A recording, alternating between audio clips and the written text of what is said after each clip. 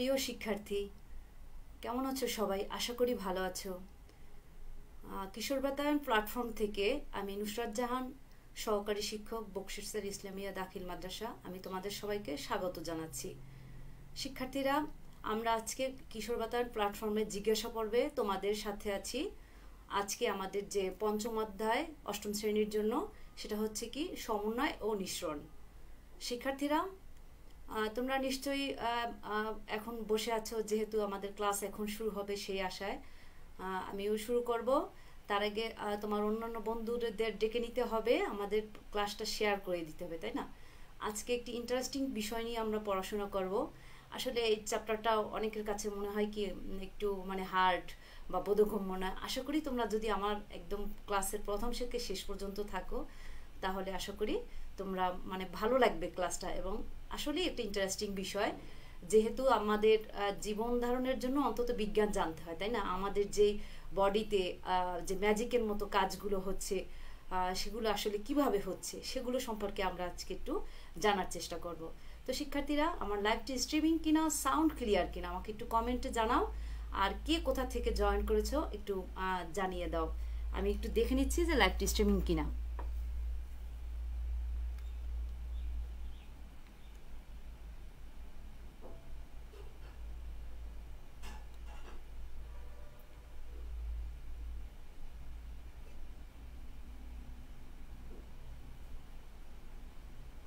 একটু দেখে নিচ্ছি যে সবকিছু ওকে কিনা।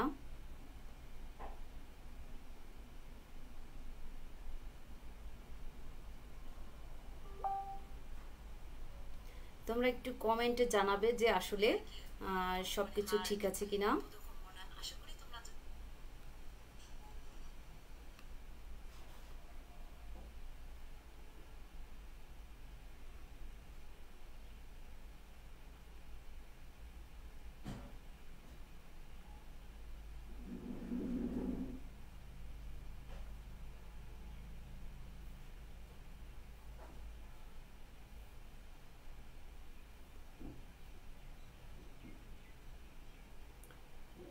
হ্যাঁ শিক্ষার্থীরা, কে কোথা থেকে জয়েন করেছো এবং সবকিছু ওকে কিনা আমাকে একটু কনফার্ম করো।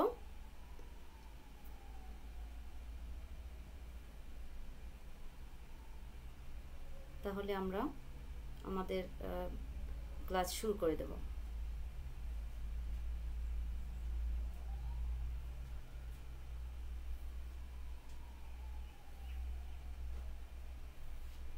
আচ্ছা, আমি আপাতত দেখতে পাচ্ছি হ্যাঁ তোমরা অনেকেই জয়েন করেছো।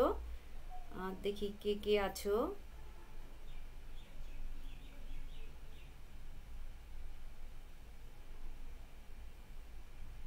নীল মেঘ উত্তরা থেকে আছো। তানভীর বলেছে অল ক্লিয়ার, হ্যাঁ ধন্যবাদ। তারপরে ইভা ইসলাম আছো, ঠিক আছে আমরা বুঝতে পেরেছি, হ্যাঁ ঠিক আছে অনেকেই আছো। তারপরে লুৎফা আছে, মাদার মাহাতাবপুর, আসলে হবিগঞ্জ থেকে আছে ও।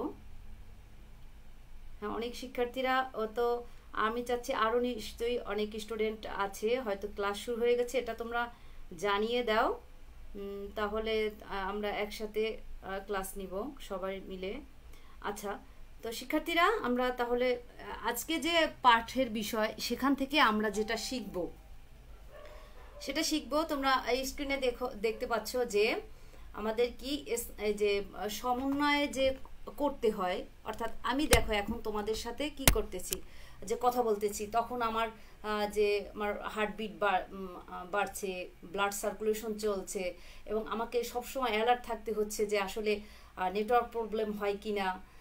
তারপরে যদি হয় তাহলে আমাকে কি করতে হবে। এই যে আমাকে যে এতগুলো কমেন্ট একসাথে মেনটেন করতে হচ্ছে, সেটা কিন্তু আসলে আমাদের বডিতে কিন্তু যে ব্রেন আছে, ব্রেনের ভিতরে যে একদম যে সেলিব্রিটি কোষ বলা হয়, সবচেয়ে বড় যে আমাদের অঙ্গাণু নিউরন আছে, সে আসলে এগুলো সব নিয়ন্ত্রণ করে।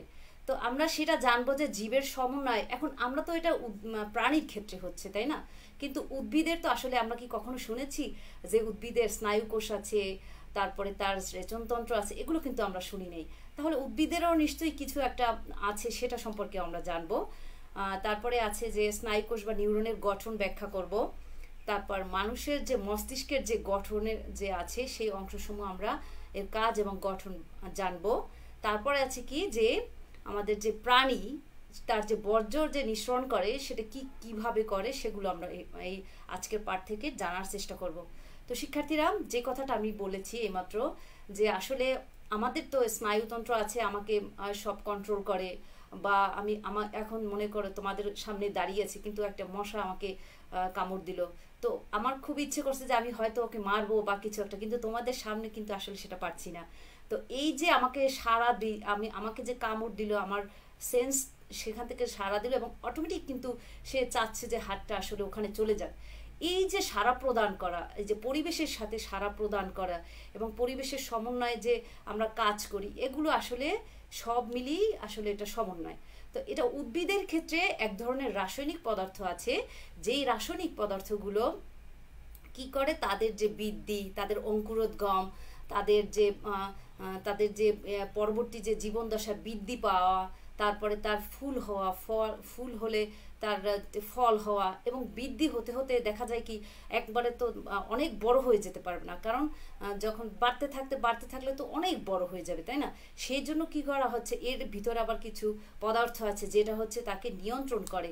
সেই পদার্থগুলো আছে, সেগুলো হচ্ছে কি হরমোন জাতীয় পদার্থ আছে। তো উদ্ভিদের যে হরমোন আছে, সেই উদ্ভিদের হরমোন নিয়ে আমরা আজকে যে আলোচনা করব, তার ভিতরে আছে অক্সিন, জিব্রেলিন, সাইটোকাইনিন, তারপর ইথিলিন। এর ভিতরে বৃদ্ধি বর্ধকও আছে, বৃদ্ধি রোধকও আছে। এছাড়াও আছে আরও কিছু হরমোন আছে যেগুলো ফুল ফোটাতে সাহায্য করে, তারপরে কৃত্রিমভাবে ফল পাকাতে সাহায্য করে। এগুলো নিয়ে আমরা আজকে পড়ব। তো শিক্ষার্থীরা, যেইটা আমরা এখন দেখি যে আসলে আমরা বলেছি যে হরমোন কি। আসলে হরমোন হচ্ছে এক ধরনের রাসায়নিক পদার্থ, যে রাসায়নিক পদার্থটি কি হবে, তার যেখানে উৎপত্তি হবে সেখানে বসে কিন্তু সে কাজ করে না, তার কিছু দূরে যেয়ে যে তার কাজটা হয়, সেটাই এক ধরনের রাসায়নিক পদার্থ। সেটা আমরা দেখি। তাহলে যে সকল জৈব রাসায়নিক পদার্থ জীবের বৃদ্ধি, বিকাশ এবং নানা শরীরবৃত্তীয় কাজে সহায়তা করে, সেটাই হচ্ছে কি হরমোন। এখন আমরা উদ্ভিদকে আমরা সবসময় উদ্ভিদের ক্ষেত্রে কি বলবো, উদ্ভিদ হচ্ছে কি ফাইটো। অর্থাৎ দেখো, তোমরা যখন প্লাঙ্কটন পড়ো তখন কিন্তু জু প্লাঙ্কটন, ফাইটো প্লাঙ্কটন দুইটা ভাগে থাকে। তাহলে ফাইটো প্লাঙ্কটনটা হচ্ছে কি উদ্ভিদকে বোঝানো হয়েছে, অর্থাৎ ক্ষুদ্র ক্ষুদ্র যে উদ্ভিদ সেখানে। তো এখন আমরা দেখি যে তাহলে এখানে আমরা নিশ্চয়ই বুঝবো যে এটা হচ্ছে ফাইটো হরমোন। তা উদ্ভিদের বৃদ্ধি, বিকাশ, বিভিন্ন অঙ্গ সৃষ্টির কাজ নিয়ন্ত্রণ করে, যে সেটাই হচ্ছে আসলে কি উদ্ভিদ হরমোন বা ফাইটো হরমোন। এখন এখানে নিয়ন্ত্রণ কথাটা কেন বলা হয়েছে, দেখো যেটা বলেছি, কিছু আছে বৃদ্ধি বর্ধক, অর্থাৎ যেমন অক্সিন, জিব্রেলিন, সাইটোকাইনিন, এগুলো হবে কি উদ্ভিদকে তার দৈর্ঘ্যে বৃদ্ধি করবে, প্রস্থে বৃদ্ধি করবে, কিন্তু দেখা যাবে একটা এজের পর, সার্টেন এজের পর সে কি তার বৃদ্ধিটা থেমে যাবে।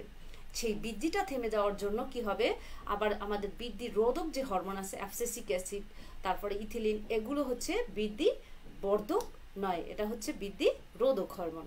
ঠিক আছে? তো এরপরে দেখি আমরা যে এতক্ষণ বললাম, সেখানে অক্সিন আসলে কি করে।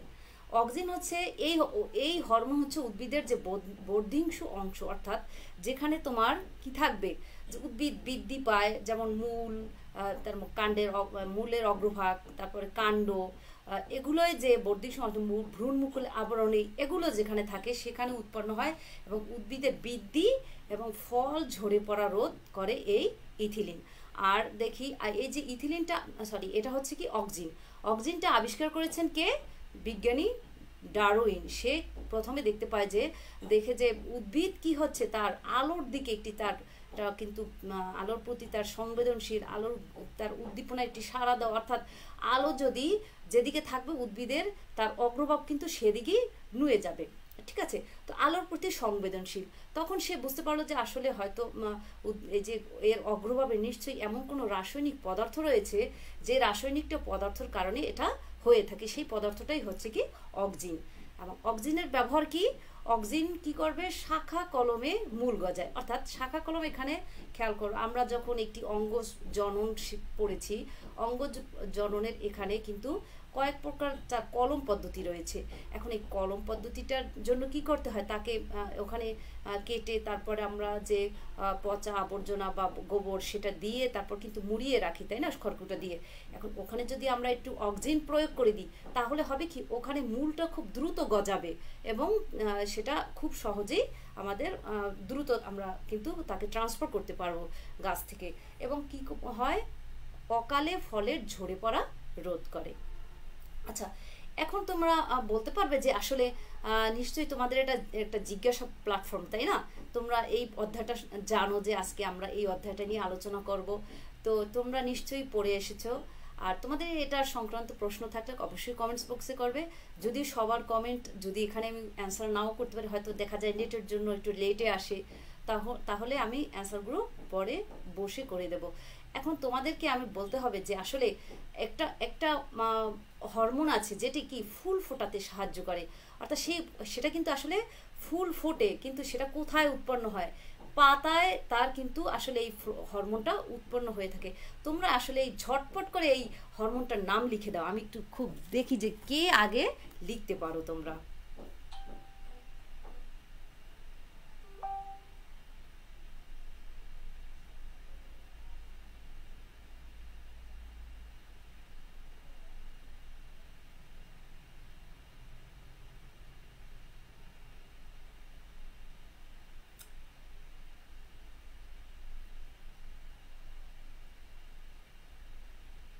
একটু হ্যাঁ লেখো দেখি। যে যে যেই হরমোনটি পাতায় আর কি, ঠিক আছে, পাতায় তার কি উৎপন্নটা হয় কিন্তু কাজ করে অন্য জায়গায়, সেই হরমোনটা আসলে কি সেটা একটু তোমরা ঝটপট করে লিখে দাও আমাকে। আমি একটু দেখি যে কে প্রশ্নটার অ্যান্সার আগে করতে পারো। একটু নেটের জন্য হয়তো একটু আসতে আমার কাছে একটু লেট হয়, তারপর আমি দেখছি।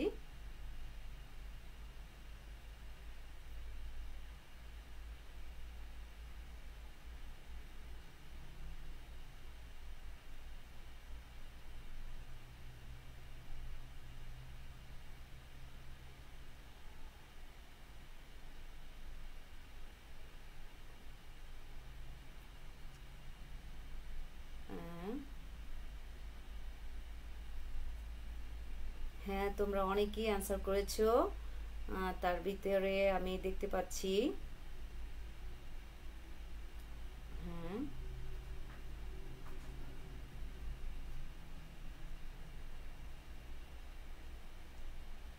তাসলিমা মুন্নি বলেছেন ফ্লোরিজেন। ফলি সাহা, হ্যাঁ ও নিয়মিত ক্লাস করে থাকে, আমার প্রত্যেকটা ক্লাসই ওকে আমি পেয়েছি।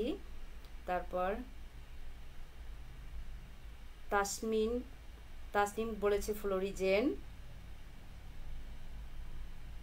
হ্যাঁ, আবিদ ইসলাম ও আমার ক্লাসগুলো করে থাকে, ফ্লোরিজেন ও বলেছে ফ্লোরিজেন। হ্যাঁ, অনেকেই আছে পরিচিত মুখ। হ্যাঁ, তোমরা একদম ঠিক বলেছো যে আসলে ফ্লোরিজেন হরমোনটা কিন্তু আসলে সে পাতায় উৎপন্ন হয়, পাতা থেকে সে তো পত্র মূলে যায়, পত্র মূলে সেখানে কি হয়, পত্র মূলকে সে পুষ্প মুকুলে পরিণত করে এবং সেখান থেকে একটি ফুলের প্রস্ফুটিত হয়ে থাকে। ঠিক আছে, তো এই যে ফ্লোরিজেন হরমোনটা এটা কিন্তু আসলে আমরা আইডেন্টিফাই করার জন্য ফ্লোরিজেন এই হরমোনটা আসলে এটার জন্য দায়ী। এরপরে আমরা যে হরমোনটা পড়বো সেটা হচ্ছে কি দেখি, জিব্রেলিন। আচ্ছা, এই জিব্রেলিন আসলে একটি হরমোনটা জাপানের এক কৃষক, সে আসলে তার ধান খেতে দেখতে পাচ্ছিল যে তার সব ধানগুলো একই রকম আছে, ঠিক আছে, তার ভিতরে কিছু কিছু ধান গাছ আছে কি অতি দীর্ঘ হয়ে গেছে। তখন সে আসলে চিন্তা করলো যে আসলে সব গাছগুলো এরকম, তাহলে এই ধান গাছগুলো কেন এরকম খুব দ্রুত বা অতি বৃদ্ধি পেল। সে তখন দেখতে পায় যে কিছু ছত্রাক আসলে সেই তার গাছকে আক্রমণ করেছে এবং সেখান থেকে সে ওখান থেকে দেখে যে ছত্রাক থেকে এক ধরনের হরমোন নিঃসৃত হচ্ছে যার নাম হচ্ছে জিব্রেলিন। এবং এই জিব্রেলিনটা আসলে এই ধানের যে বেকানি রোগটা হচ্ছে, এই বেকানি রোগের জন্য তখন দায়ী করা হয়। আর এই জিব্রেলিনটা আসলে কি হচ্ছে, যে এই হরমোন কি হচ্ছে, আমরা তো জানি যে এরকম একটি গাছ যদি থাকে, খেয়াল করো, এরকম তার যদি থাকে, আমি সংক্ষেপে এঁকেছি, দেখো এই একটি তার পর্ব, এই একটি পর্ব, আর এই মাঝখানে আমার এটা কিন্তু মধ্য পর্ব। এই যে মধ্য পর্বের যে বৃদ্ধিটা, এটা বৃদ্ধিটাও কিন্তু আসলে জিব্রেলিনের জন্য হয়ে থাকে, এবং এরা চারা গাছ, বীজপত্র এবং বর্ধিষ্ণু যে অঞ্চল আছে সেখানে এটি দেখা যায়। আর জিব্রেলিনের ব্যবহার হচ্ছে কি, এরা কি করবে যে তার বীজের যে সুপ্ত অবস্থা কাটিয়ে তাকে দ্রুত অঙ্কুরোদ্গম করবে, এবং যে খাটো উদ্ভিদ আছে, এই হরমোন যদি আমরা সেই খাটো উদ্ভিদে প্রয়োগ করি তাহলে সেই ধান গাছের মতো কিন্তু অতি দীর্ঘ হবে। তোমার গাছ যেটা থাকবে তোমার বনায়নে তার চেয়েও কিন্তু আসলে এটা বড় হবে। এর পরবর্তীতে আমরা আসি যে একমাত্র গ্যাসীয় যে হরমোনটা রয়েছে সেটা হচ্ছে কি ইথিলিন। এই ইথিলিন হচ্ছে কি গ্যাসীয় হরমোন, এবং এটা কি চারা গাছকে অত্যাধিক লম্বা করে এবং কি হবে ফুল এবং ফল সৃষ্টির সূচনা করে থাকে। আর এটা আমরা কৃত্রিমভাবে যখন ফল পাকাই, সেই কৃত্রিম ফল পাকানোর জন্য কিন্তু আসলে ইথিলিনটা ব্যবহার করা হয়। এরপরে দেখো আমরা এখন যাব যে আসলে আমরা তো হাঁটাচলা করতে পারি, তাই না? উদ্ভিদ কি আসলে চলতে পারে কিনা, বা উদ্ভিদ কি কোনো উদ্দীপনায় সাড়া দেয় কিনা, এটা আমরা আসলে এখন জানবো। দেখো তোমরা হয়তো বইতে পড়েছো, এবং যেহেতু তোমরা পাঠের বিষয় জিজ্ঞাসা অবশ্যই পড়েছো, তোমরা দেখবে আমরা চিনি অনেকেই লজ্জাবতী গাছ আছে, তুমি স্পর্শ করবে সে কিন্তু সেটা বুঝতে পারে সে আসলে কি করবে, তার পাতাটা গুটিয়ে যাচ্ছে। এছাড়া তুমি দেখবে যে শীতকালে কিছু ফুল আছে যেগুলো শুধু শীতকালেই ফোটে। আসলে কি উদ্ভিদটা কি বুঝতে পারে যে আসলে এখন শীতকাল? ও কি ক্যালেন্ডার দেখে না, কিন্তু ওর যে ভিতরের যে উদ্দীপনাটা সে বুঝতে পারে যে এখন আসলে তার দিবাদৈর্ঘ্য কিরকম আছে, সে এখন ফুটবে কি ফুটবে না, ঠিক আছে। আবার আমরা দেখতে পাই কি একটি কলি রাতে হয়তো এরকম বোঝানো অবস্থায় থাকে, কিন্তু সকালে আমরা একটা প্রস্ফুটিত ফুল দেখতে পাই।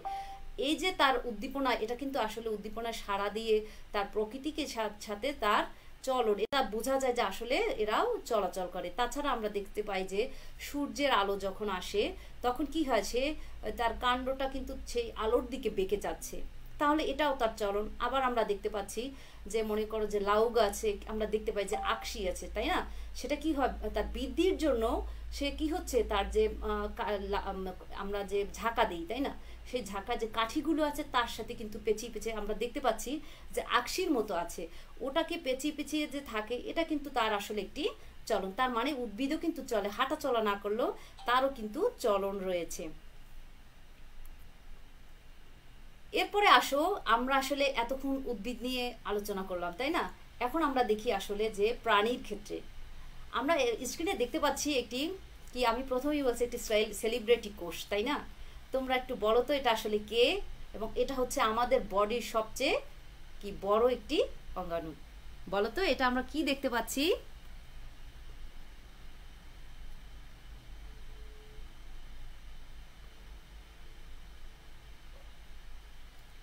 দেখো তো তোমরা আসলে কমেন্ট করো যে আসলে আমরা যে দেখতে পাচ্ছি এই যে সেলিব্রিটি কোষ, মানে দেখতে আসলে একটি কোষটা কি অনেক সুন্দর, তাই না?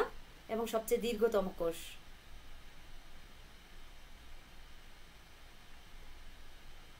আমাদের যত কাজ, আমাদের যত মানে এখানে আমাদের বডিতে, তারপর আমরা যে চিন্তা চেতনা, আমরা যে রাগ দুঃখ কষ্ট এগুলো যা পেয়ে থাকি, আসলে এর জন্যই আমাদের সব কিছু হচ্ছে। তো এই আসলে এর নামটা তো অবশ্যই তোমরা জানো, তোমরা কমেন্ট করে আমাকে জানাও যে আসলে এই যে কোষটা তার নামটা কি।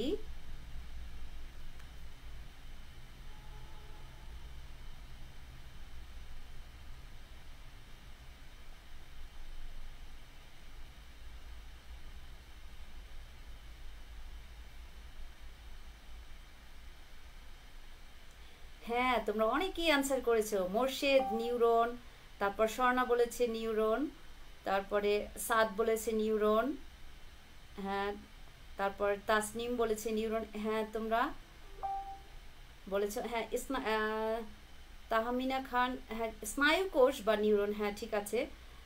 তোমরা আসলে অনেক সুন্দর অ্যান্সার করো, ধন্যবাদ তোমাদের। তো আসলে এরপরে আমরা দেখি আসলে এই যে নিউরনটা কিভাবে গঠিত।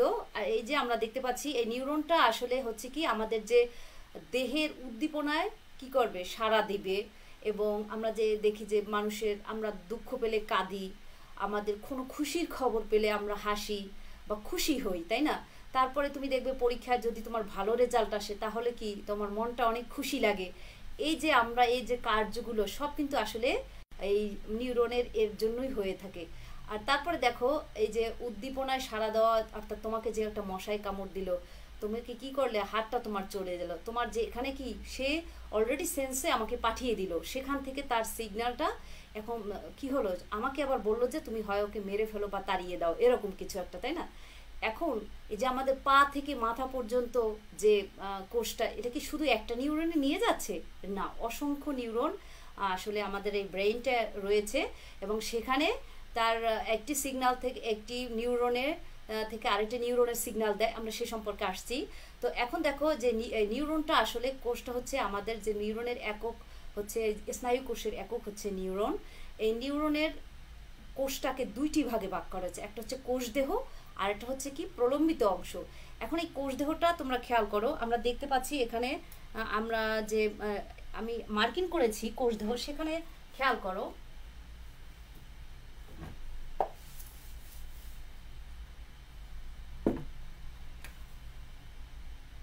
এইভাবে আমরা কোষটা দেখতে পাচ্ছি, তাই না? আমি একটু আঁকি জাস্ট তোমাদের বোঝানোর জন্য। আচ্ছা, এটা হলো আসলে এই হলো কোষ দেহ, এর সাথে যেগুলো আছে এটা কিন্তু এইটুকু হচ্ছে আমার কোষ দেহ। আর এর ভিতরে কি আছে, নিউক্লিয়াস আছে, সাইটোপ্লাজম আছে, কোষ আবরণী আছে, সব আছে। আসলে নেই কি, যার ফলে আমাদের কোষটি কিন্তু বিভাজিত হয় না। একমাত্র এখানেও কিন্তু আসলে আমরা সব জানি যে দেহকোষে কিন্তু মাইটোসিস কোষ বিভাজনটা হয়ে থাকে, কিন্তু আমাদের এই স্নায়ু কোষে কিন্তু কোষ বিভাজন হয় না। কেন হয় না? এখানে আসলে কি নেই, আমাকে দ্রুত জানিয়ে দাও তোমরা।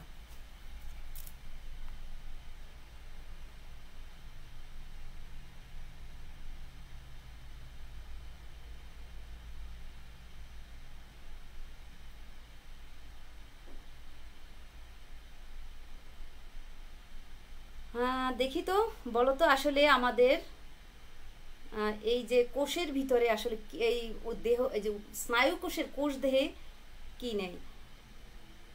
রাহেলা খাতুন বলেছেন হ্যাঁ সেন্ট্রিওল, তারপর রাহাত বলেছে সেন্ট্রিওল, তারপর মশিউর বলেছে সেন্ট্রিওল, নার্গিস বলেছে সেন্ট্রিওল। ধন্যবাদ, হ্যাঁ অনেক সুন্দর।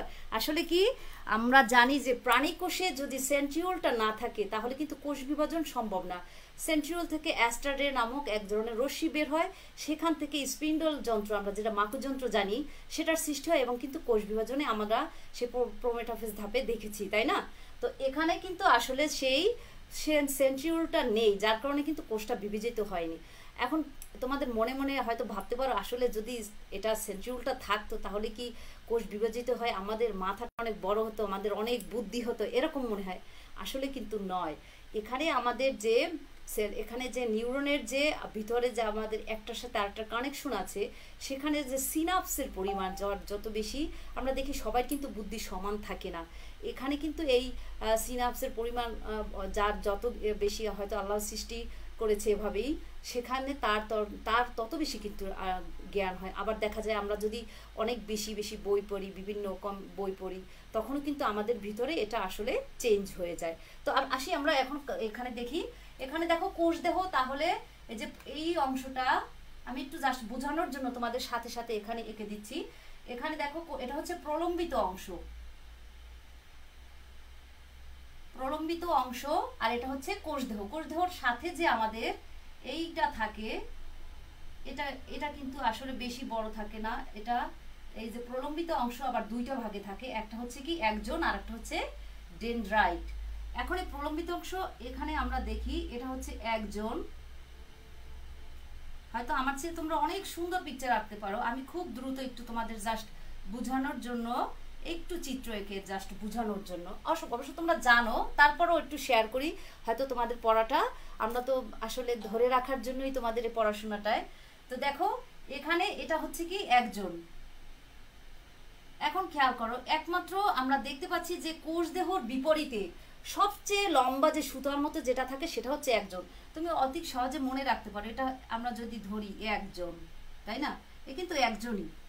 আর এখানে যেগুলো থাকে এগুলো কিন্তু তার হচ্ছে কি ডেনড্রাইট, প্রলম্বিত অংশের, এটা হচ্ছে ডেনড্রাইট, ঠিক আছে? তো এখন আমাদের যে অষ্টম শ্রেণীতে আসলে কি অষ্টম শ্রেণীতে আমাদের বিস্তারিত কিন্তু আসলে এখানে স্নায়ুকোষ সম্পর্কে আমরা গঠনটাই শুধু এখানে জানবো এবং তাকে সুন্দর মতো আঁকার পরে কিন্তু তোমরা নবম শ্রেণীতে খুব দ্রুত তাহলে এটা বুঝতে সুবিধা হবে। তা দেখো একজন, এবং এই একজনটা হবে কি যে একটাই মাত্র থাকে এবং সেটা থাকে সুতোর মতো লম্বা নিচে। আর এর সাথে এই যে আমরা দেখতে পাচ্ছি এগুলো হচ্ছে মায়োলিন শীট, আমরা এখানে আইডেন্টিফাই করেছি এটা হচ্ছে কোষদেহ। তারপর তোমরা দেখতে পাচ্ছ এটা হচ্ছে প্রলম্বিত অংশ, সেটা হচ্ছে একটি কি এবার যেটা আমরা দেখব সেটা হচ্ছে মায়োলিন শীট। এই যে এগুলোকে বলা হয় কি মায়োলিন শীট। আর তোমরা দেখতে পাচ্ছ যে এখানে এই একটি খণ্ডর সাথে আরেকটি খণ্ড কিন্তু যুক্ত আছে। এই যে এই পর্বটা এটা হচ্ছে কি র্যানভিয়ারের পর্ব, আর বিজ্ঞানী র্যানভিয়ারের নাম অনুযায়ী এটাকে র্যানভিয়ারের পর্ব বলা হয়ে থাকে। এরপর আসলে দেখো যে আমি যে কথাটা বলেছিলাম যে একটা নিউরন কি আমাদের সমস্ত বডি থেকে আসলে কোষ কি দিতে পারে, সেটা আমরা এখন একটু দেখব।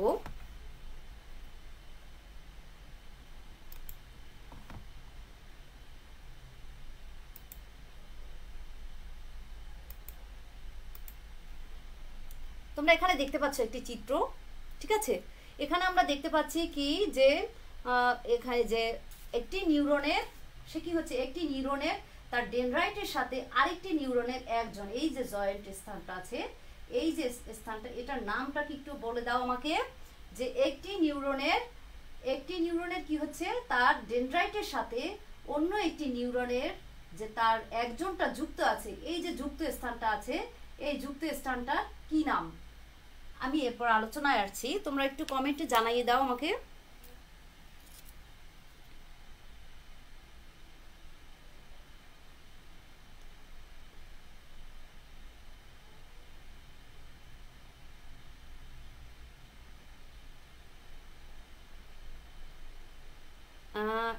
নীলমেঘ তুমি জিজ্ঞেস করছো মিস আমাদের কি বোঝানোর জন্য। হ্যাঁ আসলে এটা আসলে বোঝানোর জন্য, তোমরা বোঝো জানো, তারপর আমি তোমাদের সাথে একটু শেয়ার করছি। আচ্ছা তোমরা আমাকে একটু বলে দাও যে হ্যাঁ পলি সাহা ও বলেছে সিনাপস, তারপর রাহেলা খাতুন ও বলেছে সিনাপস, মোর্শেদ বলেছে সিনাপস, শরীফুল বলেছে সিনাপস, সাদ বলেছে সিনাপস। হ্যাঁ ধন্যবাদ, তোমরা আসলে অনেক সুন্দর রেসপন্স করতেছো। আসলে করোনা কিন্তু আমাদেরকে আর কি কন্ট্রোল করতে পারে না, তাই না? কারণ আমরা কিন্তু পড়াশোনাটা চালিয়ে যাচ্ছি, সেটা তোমাদের এই কমেন্টস এবং পড়াশোনার জন্য অনেক ভালো লাগে। দেখো এই যে আমরা দেখতে পাচ্ছি কি তাহলে যে সিনাপস এখানে একটি নিউরনের ডেনড্রাইটের সাথে অন্য একটি নিউরনের একজন যুক্ত যে স্থানটা সেটাকে বলা হয় কি সিনাপস। এই সিনাপসে কি হচ্ছে তার এরকম পর্যায়ক্রমে কিন্তু তার আজ্ঞাটা কি করবে, আমাদের যে সংবেদী নিউরন তন্ত্রর উদ্দীপনা পরিবহন করে সে ওখান থেকে নিয়ে আসবে আমাদের কেন্দ্রীয় স্নায়ুতন্ত্রের কাছে, তাই না? সমস্ত আমরা যে কাজ করছি, যেমন তুমি একটি উদাহরণ দিয়ে আমি তোমাদেরকে বুঝাচ্ছি। যেমন আমার এটা জাস্ট নিজের একটি মনে হয় যে তুমি যদি এক গ্লাস বলো বা একটা কাপে বলে তুমি যদি চা নিচ্ছ, তাই না? আমরা এখানে 5টা ইন্দ্রিয় দেখতে পাচ্ছি না। চোখ হচ্ছে কি আমাদের দর্শন ইন্দ্রিয়, কান হচ্ছে কি আমাদের যে আমরা যে শ্রবণ ইন্দ্রিয় বলি, নাক হচ্ছে কি ঘ্রাণের ইন্দ্রিয়, জিহ্বা কি স্বাদ, আর ত্বক হচ্ছে আমরা যেটা স্পর্শ অনুভব করি সেটা, তাই না? পঞ্চ ইন্দ্রিয় আমরা বলি একে। এখন তুমি যদি এক কাপ চা খাও, তাই না, তুমি চায়ের ভিতর কি দেখতে পাচ্ছ? চাটা যখন হবে তুমি তার ধোঁয়াটা কিন্তু তুমি নিজ চোখে দেখতে পাচ্ছ, অর্থাৎ তোমার দর্শন ইন্দ্রিয় কাজ করছে, এবং চায়ের যে কালারটা সেটাও তুমি কিন্তু চোখ দিয়ে দেখতে পাচ্ছ। তাহলে আমাদের চোখ ইন্দ্রিয়টা এখানে ব্যবহার হচ্ছে। তারপর আমরা কি দেখতে পাচ্ছি? কান কিন্তু এখানে ব্যবহার এখনো হয়নি। তারপর দেখতে পাচ্ছি নাক, আমরা যদি পুদিনা পাতা বা আদা দিয়ে চা তৈরি করি তার যে একটা সুঘ্রাণ সেটা তুমি নিশ্চয়ই পাবে, এবং চা পাতার একটা কিন্তু চমৎকার ঘ্রাণ, তাই না? সেই ঘ্রাণটা কিন্তু আমরা পাচ্ছি। এবং কি জিহ্বা, তুমি যখন চাটা গ্রহণ করবে বা পান করবে তখন কি হবে, তোমার জিহ্বা সেই স্বাদটা গ্রহণ করবে। আর ত্বক, তুমি যে গরম, তারপরে যেটা তুমি স্পর্শ করবে ঠোঁট বা তোমার হাতে যদি স্পর্শ করে তাহলে তুমি সেই তাপটা অনুভব করতে পারছো। তাহলে দেখো তোমার যে পঞ্চ ইন্দ্রিয়র কোন ইন্দ্রিয়টা কাজ করে না? একমাত্র কান। আমি এক কাপ চা খাওয়ার জন্য কি করলাম যে আমার একটা ইন্দ্রিয় বাদে সব ইন্দ্রিয়ই কিন্তু কাজ করলো। কিন্তু তুমি যদি চাটা একটু শব্দ করে খাও তাহলে কি তোমার কান ইন্দ্রিয়টা এখানে কাজ করবে না? তাহলে তোমার কানেরও সেই ইন্দ্রিয়টা কিন্তু কাজ করলো।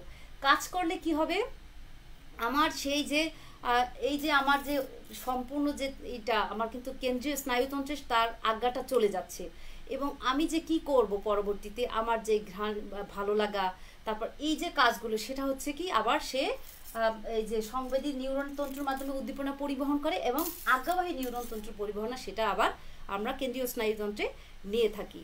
তো তোমরা আবার একটু চিত্রের সাহায্যে দেখো যে যে সিনাপসটা আসলে কিভাবে তার আজ্ঞাটা এখানে নিয়ে যাচ্ছে, তাই না? দেখো যে তার যে সিগন্যালটা সে এভাবে কিন্তু পরিবহন করে নিয়ে যাচ্ছে, তখন আমরা আসলে যে পরিবেশের সাথে বুঝতে পারি বিষয়টা। তো এখন দেখো স্নায়ুতন্ত্র আসলে কেন্দ্রীয় স্নায়ুতন্ত্র বলেছি, কেন্দ্রীয় স্নায়ুতন্ত্র আমাদের স্নায়ুতন্ত্র তিন ধরনের, এখানে কেন্দ্রীয় স্নায়ুতন্ত্র, প্রান্তীয় স্নায়ুতন্ত্র, আর একটা হচ্ছে স্বয়ংক্রিয় স্নায়ুতন্ত্র। তো আমরা এখন যে কেন্দ্রীয় স্নায়ুতন্ত্র আমাদের যে কেন্দ্র সেটা হচ্ছে মস্তিষ্ক বা ব্রেন, সেটা সম্পর্কে আমরা একটু জানবো।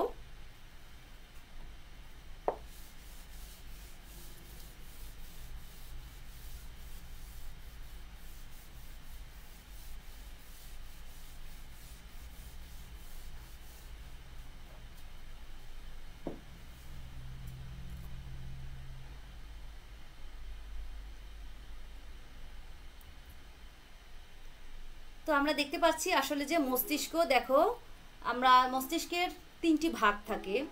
আমি কালার করে আসলে তোমাদেরকে দেখানোর জন্য, দেখো লাল কালার যেটা আছে এটা হচ্ছে গুরু মস্তিষ্ক, আমরা নীল কালারে যেটা হাইলাইট করা আছে এটা হচ্ছে কি মধ্য মস্তিষ্ক, তারপরে দেখো যে হলুদ কালারে যেটা আছে এটা হচ্ছে কি লঘু মস্তিষ্ক। তো গুরু মস্তিষ্ক আসলে গুরু নামেই বোঝা যায় যে হচ্ছে গুরু, মানে সবচেয়ে বেশি আমাদের কি গুরু মস্তিষ্ক, মস্তিষ্কের বেশিরভাগই আমাদের এই গুরু মস্তিষ্ক অর্থাৎ অগ্র মস্তিষ্ক যেটাকে বলা হয়। তারপরে ইংরেজিতে আমরা ফোর ব্রেন বলি, আর মিড মস্তিষ্ক বা মধ্য মস্তিষ্ক বলি, আর হাইড ব্রেন বা পশ্চাৎ বলে থাকি, বা লঘু মস্তিষ্ক আমরা বলে থাকি। তো শিক্ষার্থীরা এরপর এটা হচ্ছে কি আমার মস্তিষ্কের তিনটি অংশ, তাই না? এখন আসো আমাদের যে মস্তিষ্কের যে সবচেয়ে বড় অংশ সেটা আমরা বলেছি এটা হচ্ছে কি গুরু মস্তিষ্ক।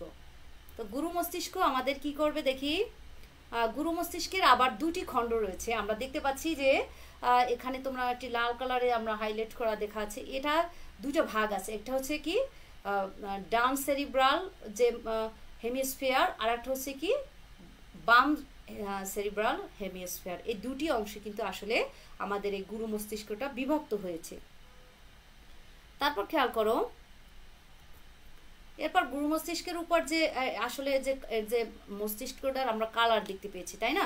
এখানে দুইটা কালার রয়েছে, এটি হচ্ছে কি আমরা দেখতে পাচ্ছি বাহিরে একটি গ্রে কালার, অর্থাৎ যে ঢেউর মতো দেখা যাচ্ছে না, এটা হচ্ছে কি আমাদের থাকবে কি ঢেউতলা ধূসর বর্ণ, অর্থাৎ একে বলা হয় কি গ্রে মেটর। এটা হচ্ছে তার বাহিরের যেটা থাকবে সেটা, আর যে ভিতরের যেটা আছে সেই কালারটা হচ্ছে কি গুরু মস্তিষ্কের ভিতর যে মধ্যেরটা আমরা এখানে দেখো যে দেয়া আছে, এটা হচ্ছে কি আমার অন্তঃস্তর, অর্থাৎ এটা কিন্তু আমরা দেখতে পাচ্ছি কি হোয়াইট রঙের, তাই না? এই হোয়াইট রঙের মস্তিষ্কটা আসলে কি এর নাম হচ্ছে আমাদের যে এখানে আমাদের এই যে নিউরন স্নায়ুতন্ত্রটা আছে সেটা আমাদের এখানে থাকে, এবং সে এই যে একজনটা স্নায়ুতন্ত্রের এখানে স্তরে থাকে। তারপরে স্তরটার মস্তিষ্কের ভিতরের যে স্তর নাম সেটার নাম হচ্ছে কি হোয়াইট ম্যাটার বলা হয়, যেহেতু সাদা সেজন্য এর নাম হচ্ছে কি হোয়াইট ম্যাটার। আচ্ছা এখন দেখো আমরা যে গুরু মস্তিষ্কটা দেখতে পেয়েছি, সেই গুরু মস্তিষ্কের আসলে কয়েকটা ভাগ আছে, একটা হচ্ছে সেরিব্রাম, আর একটা হচ্ছে কি তার থ্যালামাস এবং হাইপোথ্যালামাস, এই তিনটি অংশে আসলে বিভক্ত হয়েছে। এখন দেখো আমরা যে এই গুরু মস্তিষ্কের কাজগুলো দেখি, কি গুরু মস্তিষ্ক সে কি কি কাজ করে, আমাদের যে মাসেল যে শক্তি সেটা আমরা করতে পারি, তারপর যে আমাদের যে বিভিন্ন যে বুদ্ধিটাকে কাজে লাগানোর জন্য সেটা করে, এবং আমরা যে ঘ্রাণ তারপর দেখা এগুলো সব কিন্তু আসলে গুরু মস্তিষ্কের কাজ। এছাড়াও আমাদের যে আর দুটি রয়েছে সেই গুরু কি বলে যে থ্যালামাস এবং হাইপোথ্যালামাস রয়েছে, সেগুলো আসলে যে আমাদের ক্রোধ, যে রাগ, লজ্জা, তারপরে যে ঘৃণা, এগুলো কিন্তু আসলে এইগুলো এই যে থ্যালামাস এবং হাইপোথ্যালামাস এর কারণেই হয়ে থাকে। এর পরবর্তীতে আমরা আসি, এখানে আমরা দেখতে পাচ্ছি দেখো রাউন্ড করা আছে, সেটা হচ্ছে কি আমাদের যে চিহ্নিতটা অংশটা আছে এটা হচ্ছে কি মধ্য মস্তিষ্ক।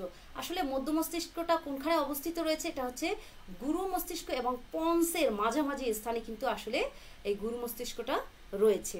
ঠিক আছে, তো এই গুরু মস্তিষ্ক আমাদেরকে যে অবস্থানটা সেখানে মাঝামাঝি রয়েছে, এর কাজটা আসলে কি আমরা দেখি। গুরু মস্তিষ্কে মধ্য মস্তিষ্কের কাজ হচ্ছে কি আমাদের যে শোনা, তারপরে আমরা যে দেখতে পাই সেইটা, তারপরে আমরা যে পড়াশোনা করি সেটা যে এই যে আছে কি বলে আমাদের যে মেরিটের একটি বিষয় আছে বুদ্ধিমত্তার, সেটাও আসলে এখানে করে থাকে। তারপরে যে আমাদের মধ্য মস্তিষ্ক সংখ্যা অত বেশি এখানে আমাদের বিস্তারিত দেওয়া নেই। এরপরে আমরা আসি কি যে যে চিহ্নিত অংশটা আমরা দেখতে পাচ্ছি এখানে, এটা হচ্ছে কি আসলে পশ্চাৎ মস্তিষ্ক, অর্থাৎ যেটা আমরা লঘু মস্তিষ্ক বলে থাকি।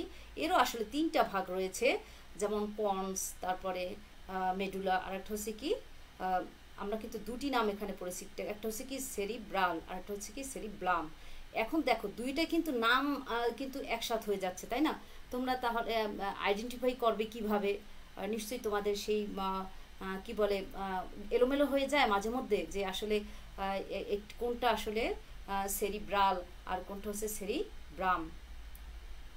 এই দুইটার ভিতর কিন্তু আসলে একটি গোল পাকানোর মতো জায়গা আমি আসছি, সেটা বলবো, আগে শেষ করিনি। এখন দেখো লঘু মস্তিষ্কের আসলে কয়টি অংশ আমরা পড়লাম? 3টি অংশ। একটা হচ্ছে কি দেখো পন্স, আমরা দেখতে পাচ্ছি যে সেই পন্সটা কোথায় অবস্থিত, এটা হচ্ছে পশ্চাৎ মস্তিষ্ক, সামনে ও একদম নিচে কিন্তু আসলে পন্সটা অবস্থিত। তারপরে দেখো যে যে বললাম সেরিব্লাম যেটা আছে, সেই সেরিব্লামটা আসলে কোনখানে অবস্থিত রয়েছে? সে রয়েছে আমাদের একদম দেখতে পাচ্ছি যে পন্সের কিন্তু পিছনে থাকে সেরিব্লামটা। আর যে আরেকটা রয়েছে সেটা হচ্ছে কি আমাদের মেডুলা। মেডুলাটা কিন্তু একদম নিচে থাকে, এটাকে আসলে বোটাও বলা হয়ে থাকে মস্তিষ্কের। যেমন আমরা একটা ফুল কিন্তু তার এভাবে একটি যদি ফুল থাকে তার একটি কিন্তু আসলে একটা বোটা থাকে, আর এই মস্তিষ্কের বোটাটাও হচ্ছে কি আসলে এই মেডুলা। যে কথাটা আসলে বললাম দেখো, একটা হচ্ছে কি সেরিব্লাম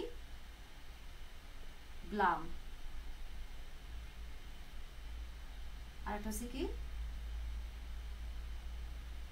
সেরিব্রাম। এখন খেয়াল করো, একটা হচ্ছে কি সেরিব্লাম আর একটা হচ্ছে সেরিব্রাম। তো একটা রয়ে গেছে কি শুধু লটা কিন্তু আমার এখানে এক্সট্রা। আসলে কি কৌশলে যদি তুমি একটু পড়েও তাহলে তোমার কিন্তু ভুলবে না আর বা মনে থাকবে। এখন তুমি দেখো সেরিব্রাম আর সেরিব্রামের ভিতর কি রইলো? শুধু একটি ল। তো এটা কিন্তু আসলে এলোমেলো হয়ে যায়, যে গুরু মস্তিষ্কেও আমরা শিখলাম, আবার পশ্চাৎ মস্তিষ্কেও কিন্তু শিখলাম, তাই না? তো কোনটা কোনখানে? এখন দেখি আমরা ল মানে কি আমরা বুঝি যে আসলে লেজ, এরকম তুমি ধরে নাও। লেজটা আমাদের নেই কিন্তু কোন কোন প্রাণীর তো আছে। এখন খেয়াল করো এই লেজটা আসলে কোনখানে থাকে? পশ্চাৎ দিকে থাকে।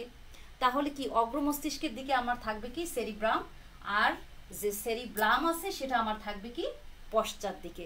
তোমরা ইচ্ছে করলে এভাবেও মনে রাখতে পারো, আমি কিন্তু এভাবেই আসলে মনে রেখেছিলাম। তো যাই হোক, এখন আমাদের যে লঘু মস্তিষ্কের কয়টি অংশ সেইটা আমরা দেখি। লঘু মস্তিষ্কের যে কাজ সেটা দেখো, সে কি করে আমাদের যে হৃদস্পন্দন আছে সেটা তার মাধ্যমে নিয়ন্ত্রিত থাকে, এবং তারপর আমরা যে ঘ্রাণ শক্তি বা শ্বাস প্রশ্বাস নিচ্ছি, এটাও কিন্তু আসলে এই যে নিচ্ছে এখান থেকে। যেমন গুরু মস্তিষ্ক, মধ্য মস্তিষ্ক এবং লঘু মস্তিষ্ককে এই মেডুলার কি সাথে একসাথে যুক্ত থাকে। আবার দেখো যে স্নায়ুর ভিতরে যে সংযোগ রক্ষা করে থাকে, সেগুলো আসলে এই যে প্রবাহিত হয়ে থাকে আমাদের এই কি বলে স্নায়ুতন্ত্রের কারণে। আচ্ছা, এখন তোমরা আমি একটি জাস্ট প্রশ্ন করি, সেটা হচ্ছে কি তোমরা যদি আমাকে জাস্ট যে গুরু মস্তিষ্ক যে কাজ আসলে সে আমাদের কি করে থাকে এর 2টি নাম আমাকে লিখে দাও। ঠিক আছে, এর কাজ কি? গুরু মস্তিষ্কের 2টি কাজ আমাকে একটু লিখে দাও। কে ঝটপট লিখতে পারো দেখি?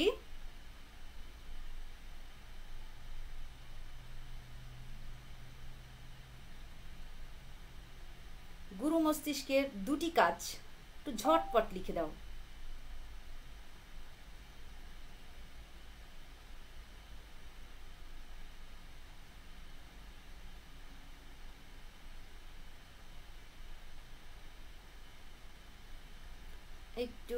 লিখে দাও আমাকে, আমি আসলে নেটের জন্য হয়তো দেখতে পাচ্ছি না।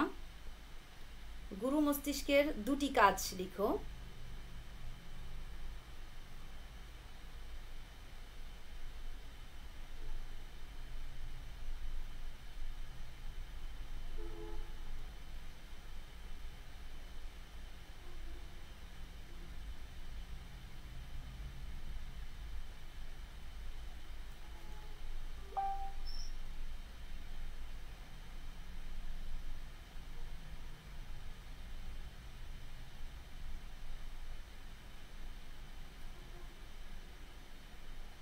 হ্যাঁ, শরীফুল লিখেছে দর্শন এবং শ্রবণ, দর্শন এবং শ্রবণ। তারপরে তাসনিম লিখেছে, সাদ লিখেছে, হ্যাঁ ধন্যবাদ। মোর্শেদ লিখেছে, হ্যাঁ আসলে ঠিকই। তো আমার সাথে থাকার জন্য তোমাদের অসংখ্য ধন্যবাদ এবং তোমরা সুন্দরভাবেই পড়াশোনা করো। এরপরে আমরা আসি আসলে যে পরবর্তী যেটা আছে সেটা নিয়ে আমরা একটু আলোচনা করি। তো খেয়াল করো যে এরপরে আমরা যে বুঝতে পারছি যে মেরুরজ্জুটা যে আসে, আমরা গুরু মস্তিষ্কে কি দেখেছিলাম যে তার পাশে থাকে কি গ্রে ম্যাটার এবং হোয়াইট ম্যাটারটা থাকে তার ভিতরে, কিন্তু এখানে জাস্ট উল্টোটা থাকে। সেটা হচ্ছে কি এখানে তার বাহিরে থাকে হোয়াইট ম্যাটারটা আর ভিতরে থাকে তার গ্রে ম্যাটারটা। তো ঠিক আছে, এখন আমরা যে প্রতিবর্ত ক্রিয়াটা একটু পড়ি। সেটা হচ্ছে দেখো, আমি প্রথমেই বলেছিলাম কি যে মশায় কামড় দিলে তুমি কিন্তু আসলে তোমার উদ্দীপনায় সাজা, অথবা তোমার যদি হাতে একটি পিন দিয়ে তুমি একটু আঘাত করো তখন কি হবে, তুমি কিন্তু সরাসরি হাতটা সরিয়ে নেবে। এটা কেন হচ্ছে? এই প্রতিবর্ত চক্রটা আসলে 5টি ধাপে হয়ে থাকে, অর্থাৎ গ্রাহক অঙ্গটা তাকে সাড়া দিবে, এটা আসবে, অনুভূতিবাহী স্নায়ুতন্ত্র থাকবে, তারপর প্রতিবর্ত যে কেন্দ্রটা থাকবে, আর আজ্ঞাবাহী স্নায়ু সে কি করবে, সে নিয়ে যাবে সারাটা এবং সারা প্রদান করে, তখন কি তুমি হাতটা সরিয়ে নিচ্ছ। আচ্ছা দেখি আমরা পিন ফুটানো এটাই একটু ব্যাখ্যা করি। যেমন মনে করো তোমার পিনটা যখন ফুটবে তখন কি তুমি একটি অনুভূতি পাবে, সেই অনুভূতি বায়ুটা সে কী করবে তোমার মেরুরজ্জুতে সেটা ট্রান্সফার করবে, সেখান থেকে আজ্ঞাবাহী আবার তোমার কি হবে, অনুভূতি যে হয় সেটা আসলে তখন জাগ্রত হবে এবং সেটা পৌঁছা মাত্রই পেশি তখন কি হবে তোমার এই যে যেখানে তুমি আঘাতটা পাচ্ছ সেখান থেকে সংকুচিত হবে এবং সেখান থেকে কি হবে, সরে যাবে। এই হচ্ছে আমাদের প্রতিবার এভাবে মশার কামড়ও তোমরা এটা এভাবেই ব্যাখ্যা করতে পারবে। এরপরে আসি আমাদের যে আরেকটি তন্ত্র এখানে রয়েছে আমাদের এই অধ্যায়ে, খুব সংক্ষিপ্ত আকারে আসলে স্নায়ুতন্ত্র এবং রেচনতন্ত্র দেওয়া আছে।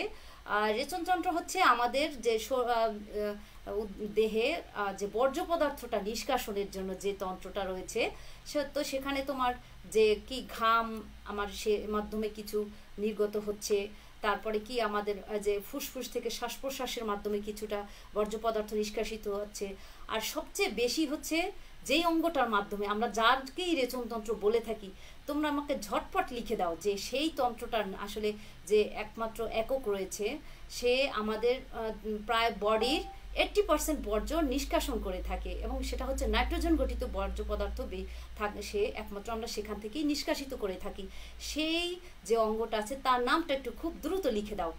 তারপরে আমরা দেখি যে সামনে আগাবো যেই যেটা দিয়ে আমাদের আসলে রেচনতন্ত্র আমরা যাকে বলে থাকি বিশেষ করে, যার মাধ্যমে আমাদের 80% কি হয় বর্জ্য পদার্থ নিষ্কাশিত হয়ে যায়। এবং আসলে কি এই বর্জ্য পদার্থটা আমাদের শরীরের জন্য কিন্তু অ্যাপ্রুভ না, এটা যদি আমার শরীরে থাকে আমার ক্ষতি হবে অথবা আমি কিন্তু মারাও যেতে পারবো। এই জন্য আমাদের কি হচ্ছে এই বর্জ্যটা নিষ্কাশিত করতে হচ্ছে এবং সেটা বিভিন্নভাবে আমরা করে থাকি, 3টি মাধ্যমে করে থাকি, ফুসফুসের মাধ্যমে করে থাকি, চর্মের মাধ্যমে করে থাকি, আর যেটা বেশি যেটা আমরা 80% বলছি যে অঙ্গটার মাধ্যমে আমরা নিষ্কাশিত করে থাকি, সেই অঙ্গটার নাম খুব দ্রুত লিখে দাও। দেখি কে লিখতে পারো আগে।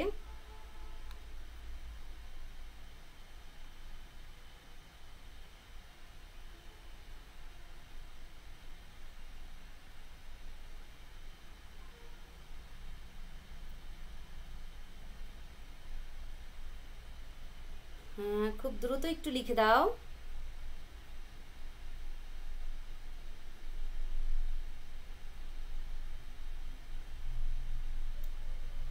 নেট একটু দ্রুত না আসলে দেখতে পাচ্ছি না।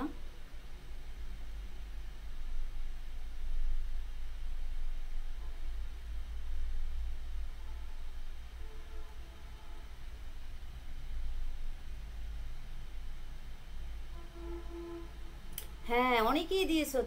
সাদ লিখেছে বৃক্ষ, তারপর স্বর্ণা লিখেছে বৃক্ষ, সাইফুল লিখেছে বৃক্ষ। হ্যাঁ ঠিকই, এর মাধ্যমে আমরা 80% বর্জ্য কি নিষ্কাশিত করে থাকি। এবং দেখো এটা একমাত্র যে আমাদের অঙ্গ যে কি নাইট্রোজেন ঘটিত, আমাদের যে শরীরে অ্যামাইনো অ্যাসিড আছে সেটা ভেঙে ভেঙে অ্যামোনিয়া, তারপরে যে আমাদের ইউরিন, যে ইউরিয়া, এগুলো হচ্ছে সেটা কিন্তু আমরা আসলে এই বর্জ্য পদার্থটা নিষ্কাশিত করি এর মাধ্যমে। আর আমাদের যে ঘামের ভিতরে যে এখানে যে যে এখানে লোমকূপগুলো আছে, এখান থেকে কিছু লবণ, তারপর পানি বের হয়ে যায়। তারপর আমরা ফুসফুসে যে আমরা শ্বাস প্রশ্বাসের মাধ্যমে যে অতিরিক্ত কার্বন ডাই অক্সাইডটা আমাদের শরীরে থাকে, সেটা আসলে এই প্রশ্বাসের মাধ্যমে, যে নিঃশ্বাসের মাধ্যমে আমরা কি করছি সেটাকে আমরা বের করে দিচ্ছি, যেটা আমাদের শরীরের জন্য আসলে খুব ক্ষতিকর। তো আশা করি তোমাদের ক্লাসটা ভালো লেগেছে। তো তোমাদের যদি কোনো এইটা আরও কোনো প্রশ্ন থাকে তোমরা কমেন্টস বক্সে লিখে দাও। আর ভিডিওটা আবার যদি কোনো অংশ দেখার ইচ্ছে থাকে তাহলে তোমরা এখানে আমাদের কিশোর বাতার ইউটিউব চ্যানেলে এখানে আমাদের ভিডিওটা থাকে, আশা করি দেখবে এবং উপকৃত হবে। আমার মনে হয় তোমরা যদি এভাবে পড়াশোনাটা একটু মানে আবার রিপিট করো বা দেখো, তাহলে আশা করি এই চ্যাপ্টারে তোমাদের কোনো সমস্যা থাকার কথা না, যেহেতু ভেঙে ভেঙে আমি যেভাবে শিখিয়েছি। আর তোমরাও অনেক ভালো রেসপন্স করেছো এবং অনেক সুন্দর পড়াশোনা করেছো, তোমাদের সেজন্য অনেক অনেক ধন্যবাদ। তো আগামী ক্লাস দেখার আমন্ত্রণ রইল। সবাই ভালো থাকবে, সুস্থ থাকবে, সবার জন্য শুভকামনা রইল।